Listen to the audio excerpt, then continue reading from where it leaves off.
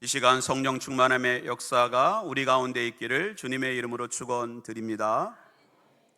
몇 년 전에 저는 제가 나온 신학교 동문회에 참석한 적이 있습니다. 그동안은 또 여러 가지 사정으로 나가지 못하다가 주변에 있는 목사님들이 그래도 동문회 한번 오는 게 어떻습니까? 강권해서 동문회에 참석을 하게 되었습니다.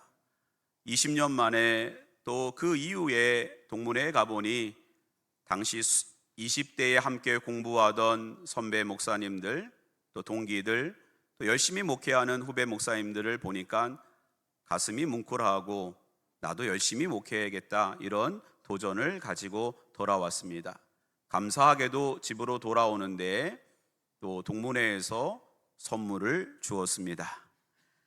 그래서 그 선물을 기대하면서 어떤 선물을 줬을까? 동문회가 예산도 없다고 하는데 얼마나 좋은 걸 줬을까? 집에 와서 풀어보니까 권세가 있어 보이는 무선 마우스를 준 겁니다.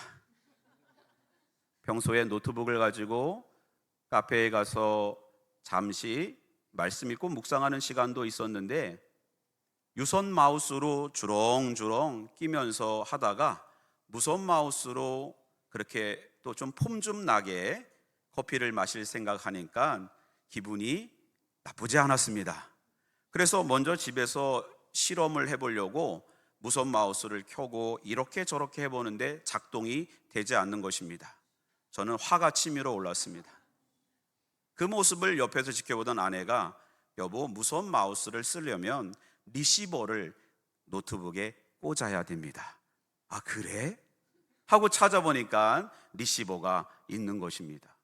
그래서 아무리 좋은 선물이라도 받는 사람이 준비되어 있지 않으면 전혀 소용이 없겠구나. 저는 성령 강림 주일 그런 생각을 했습니다. 하나님은 우리에게 정말 좋은 성령 하나님을 은사로 선물로 주셨는데 과연 우리는 받을 준비가 되어 있는가? 라는 생각을 했습니다. 예수님께서 십자가에서 돌아가신 이후에 제자들은 뿔뿔이 흩어졌습니다. 베드로는 절대로 예수님을 부인하지 않겠습니다 라고 고백했지만 닭이 울기 전 3번씩이나 예수님을 부인하고 또 입던 옷도 패대기 치고 달아나 버렸습니다. 어떤 제자들은 다시 갈릴리로 가서 그물을 내리겠다고, 본업으로 돌아가겠다고 예루살렘을 등지러 하고 가는 제자도 있었고, 엠마오로 가다가 주님을 만난 제자도 있습니다. 어떤 여제자들은 예수님의 시신이 썩을까봐 무덤에 올라가서 발을 동동 구르던 여제자들도 있었습니다. 이들의 모습을 살펴보면 예수님의 십자가는 목격했지만 그들 마음속에 부활의 신앙은 없었다는 것입니다. 여러분, 기독교는 십자가와 부활입니다.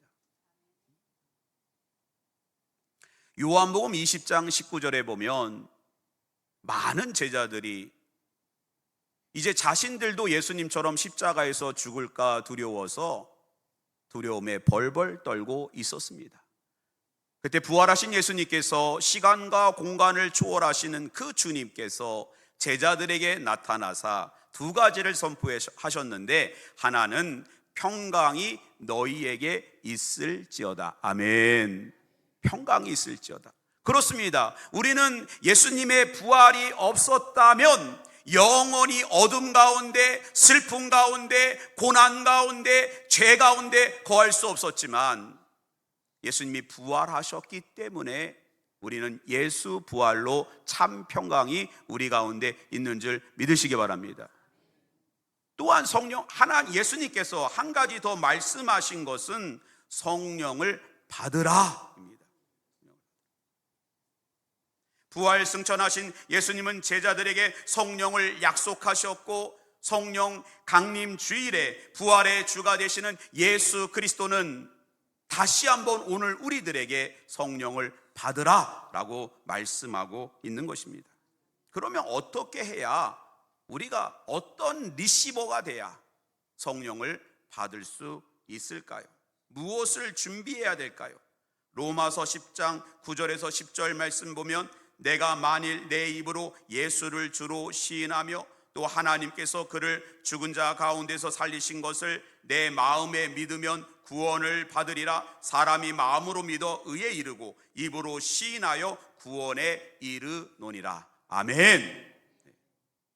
성령 하나님을 우리 마음에 모시는 것은 복잡하고 어려운 과정이 아닙니다. 성령 하나님은 인격적이십니다. 그러므로 성령님, 제 마음에 임하여 주옵소서. 우리 안에 마음의 문을 활짝 열고 우리가 진심으로 사모하며 성령님을 우리의 삶의 자리에 인정할 때 오늘 성령님께서 우리의 마음의 역사와 우리의 마음을 만져 주실 줄 믿습니다.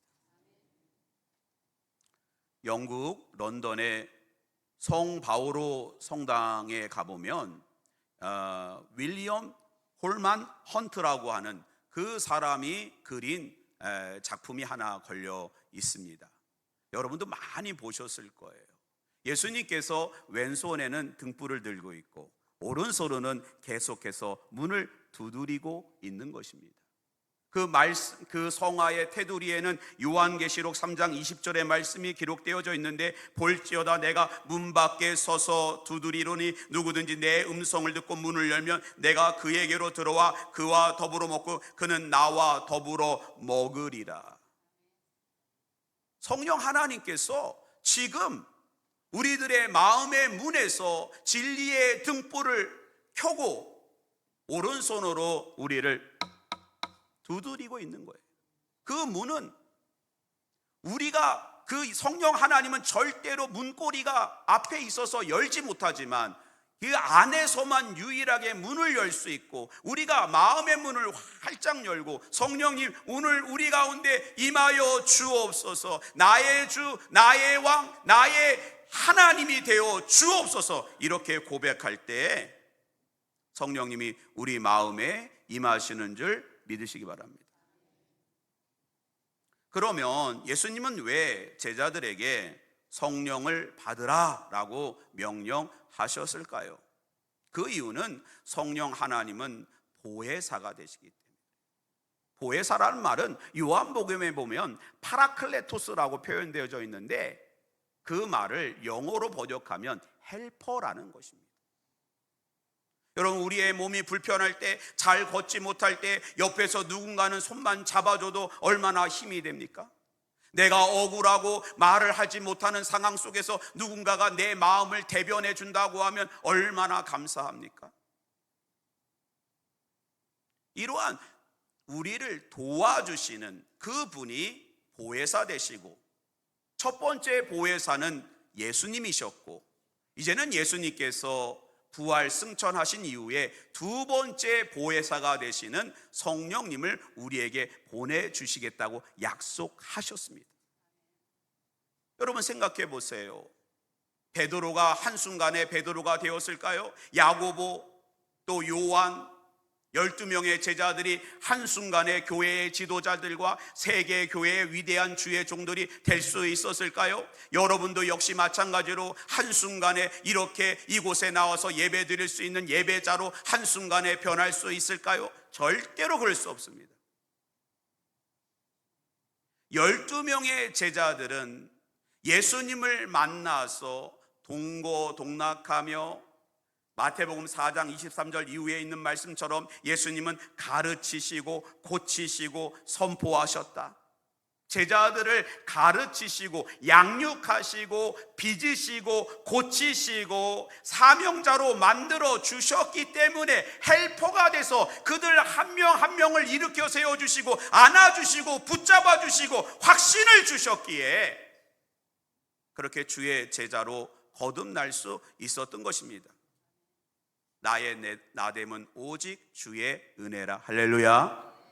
오늘 우리가 이렇게 하나님 앞에 예배자로 설 수 있고 그리스도의 참된 제자로 거듭날 수 있었던 것은 성령 하나님께서 보혜사가 되셔서 우리 마음을 깨달음을 주시고 우리의 마음을 열어주시고 가르쳐주시고 양육해주시고 빚어주시고 만져주시고 하나님의 사명자로 오늘 우리를 세워주시는 줄 믿으시기 바랍니다.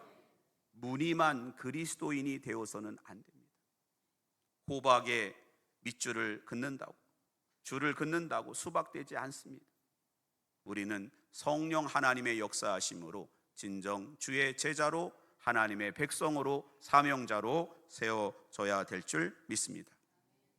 오늘 본문 사도행전 19장 1절부터 보면은 사도 바울이 1차, 2차 선교 여행을 마치고 3차 소아시아의 중심이었던 에베소 교회를 중심으로 그의 사역을 이어가고 있습니다. 에베소에 이미 교회가 세워져 있고 여러 제자가 있었고 교회의 지도자들이 있었고 많은 사람들이 그렇게 교회 공동체를 이루고 그렇게 신앙생활을 하고 있었던 것입니다. 바울이 에베소의 교회에 오니까 12명의 제자라고 하는 사람들이 사도 바울을 영접하고 환영합니다. 얼마나 기대가 됐을까요?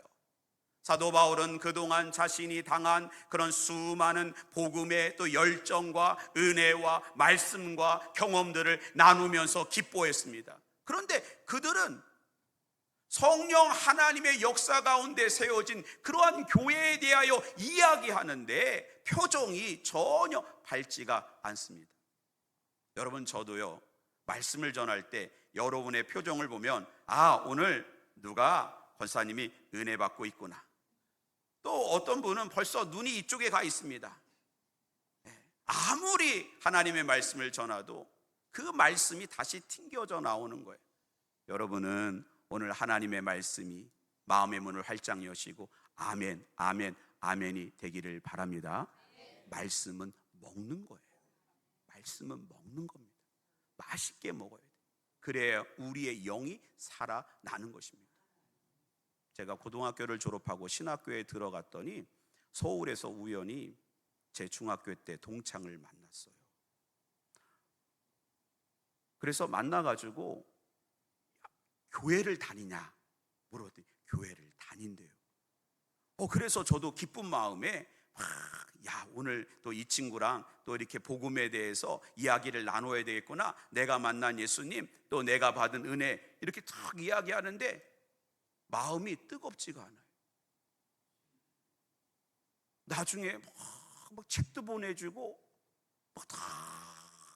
자기네 교회도 오라 그랬는데 은혜가 돼. 알고 봤더니 구원파 이단에 다니는 박옥수라고. 여러분 알죠? 박옥수. 이렇게 벌써 우리가 예수 그러면 막 권사님들하고도 요즘 만나서 예수 하면 눈물이 나고 막 은혜가 되고 이러는데 사도 바울이 그런 마음이었을 거예요. 여러분, 사람들이 많이 모인다고 그곳에 가면 안 되는 거예요. 기적이 나타난다고 그곳에 가면 안 되는 것입니다. 예수가 있는 곳에 가시기 바랍니다. 생명의 주가 되고 우리의 영혼을 살리는, 만약에 저하고 우리 장로님 혼자 예배 드린다도 거기에 예수가 있으면 그곳에 가야 되는 것입니다. 사도 바울이 너무너무 답답해서 도대체 이게 어떻게 된 거냐, 너희에게 도대체 무슨 일이 있었던 거냐, 그동안에 있었던 일을 한번 다 이야기해보라. 그러니까 그들이 뭐라 그럽니까? 우리가 아볼로로부터 말씀을 배웠고 또 이제 요한의 세례를 알아서 우리가 요한이 세례를 준 것처럼 우리도 세례를 받았습니다. 예수의 세례는 모릅니다. 사도 바울이 다시 시작합니다. 여러분, 세례 요한이 이제 예수님 이 땅에 오셨을 때 요단강에서 사람들한테 회개하라, 천국이 가까이 왔느니라, 독사의 자식들아 이제 도끼가 발등에 놓인 것을 알지 못하느냐 라고 했을 때 얼마나 많은 사람들이 요단강으로 나와서 요한에게 세례를 받았습니다. 그러나 그게 전부여야 될까요? 여러분, 그것은 예수 믿겠다고 이제는 교회로 한 발짝 내디딘 수준입니다. 이제는 우리가 하나님을 향하여 내 마음대로 내 뜻대로 살아가다가 이제는 내 뜻을 접어두고 이제는 하나님 의지하며 하나님 바라보며 살겠습니다 라고, 그 정도의 수준의 신앙 고백과 방향을 터나는 방향 전환의 수준이지, 예수를 믿는다, 예수의 제자가 되었다, 온전한 구원의 역사가 그들 가운데 있다라고 말할 수가 없는 것입니다. 사도행전에 나와 있는 12제자와 수많은 70명의 제자와 에베소 교회에 있었던 제자는 차원이 다른 표현이었던 것입니다.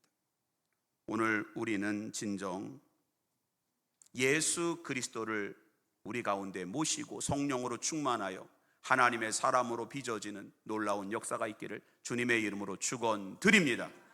오늘 말씀 속에서 성령을 받으라라고 한 말씀은 성령을 우리가 받아야 된다는 것입니다. 성령을 받아야 우리가 예수를 나의 주 나의 왕으로 고백할 수 있고, 성령을 받아야 참된 제자가 될 수 있고, 성령을 받아야 구원의 확신을 얻을 수 있고, 성령을 받아야 우리는 주의 사명자로 은혜가 은혜되어지는 역사가 있는 것입니다.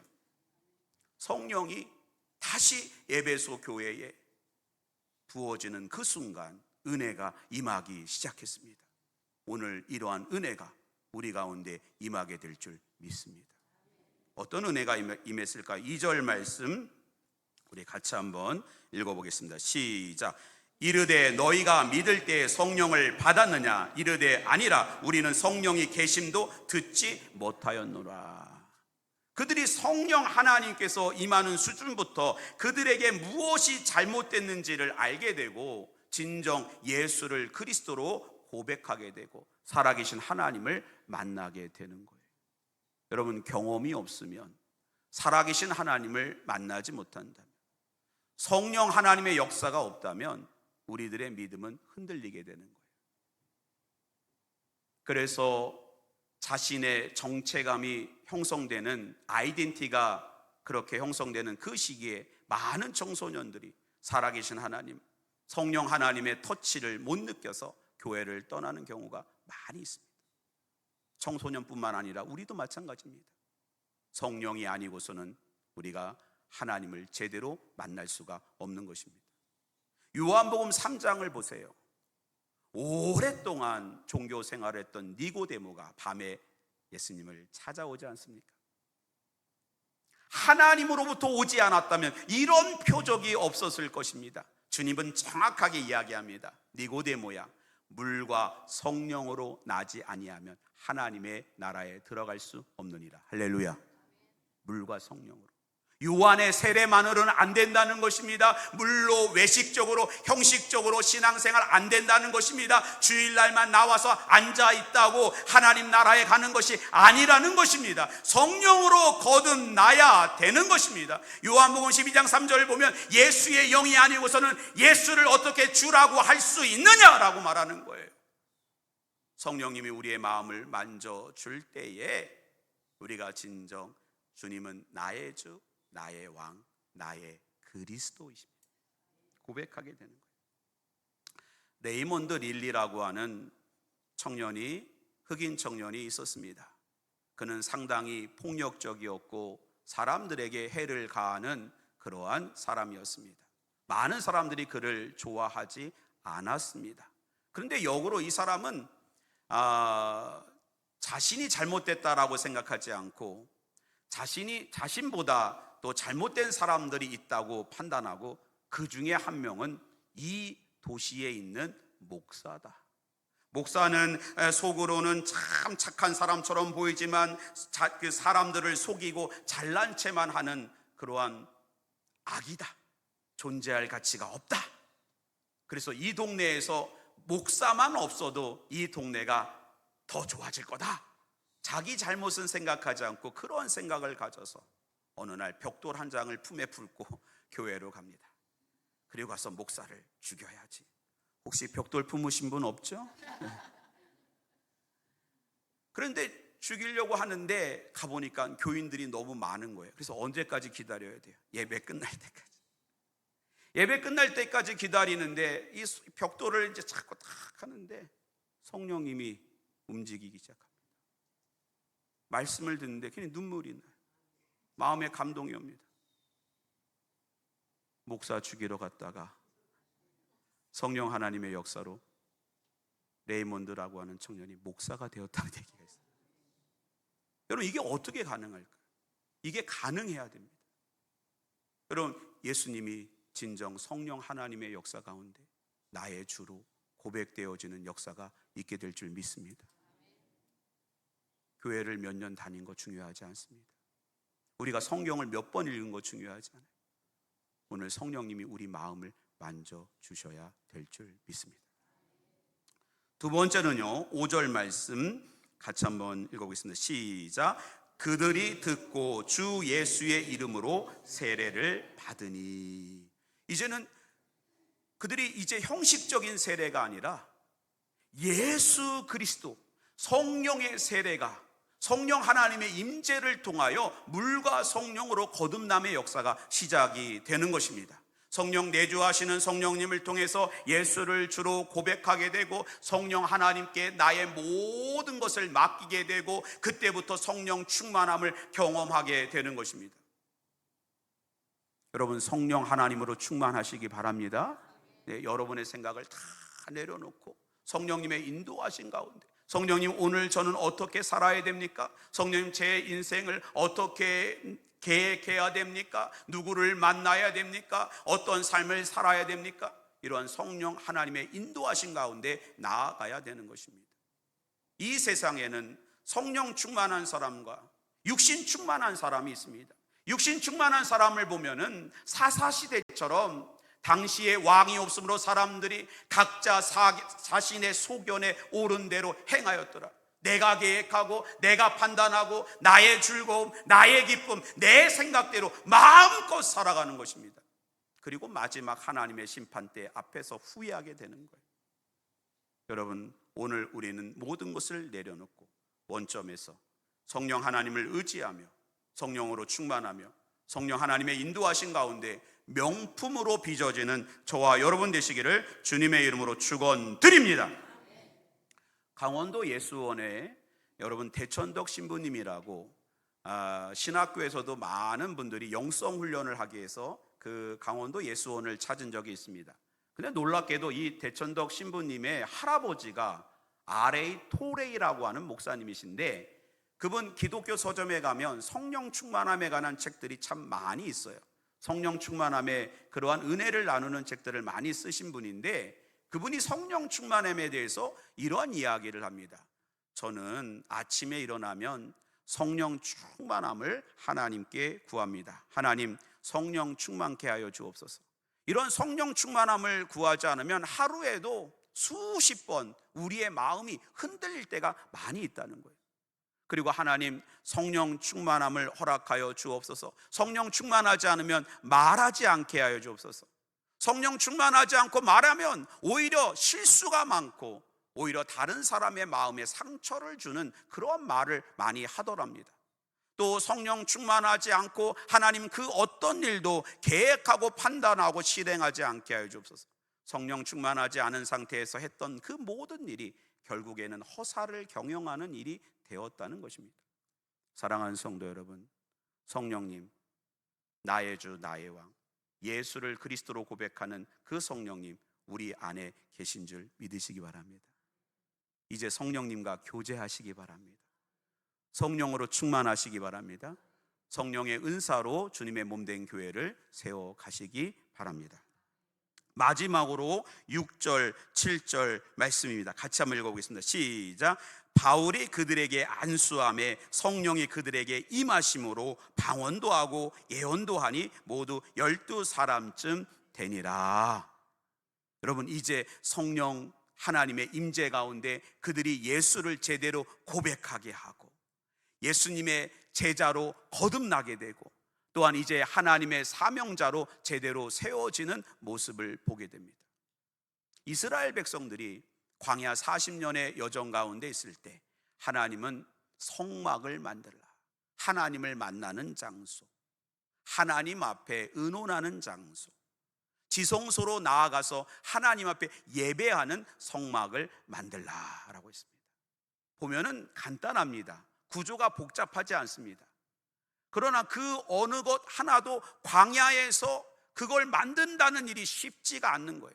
그때 하나님은 부사렐과 오홀리압을 세워서 성령으로 충만하게 주님의 몸된 성막을 짓게 했던 것입니다. 사랑하는 성도 여러분, 오늘 하나님은 우리들을 성령 충만케 하사 생명의 빛교회와 한국교회를 다시 살리게 하는 줄 믿으시기 바랍니다. 여러분, 베드로 보세요. 다시 한번 언급하는 베드로. 너무너무 예수님 앞에서 절대로 배신하지 않겠다고 약속했던 베드로.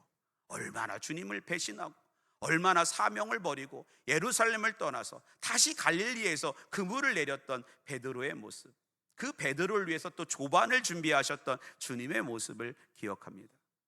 그러나 사도행전에서 만나는 베드로는 다른 베드로입니다.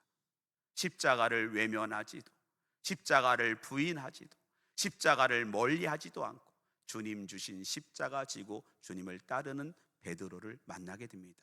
어떤 차이가 있습니까? 성령 충만함입니다. 성령이 임할 때, 성령으로 충만할 때 우리는 주의 사명자로 12제자, 말만 제자가 아니라 진정 하나님의 제자로, 주의 제자로 거듭나게 될 줄 믿습니다. 여러분, 오순절 성령 강림주의를 오늘 보내고 있습니다.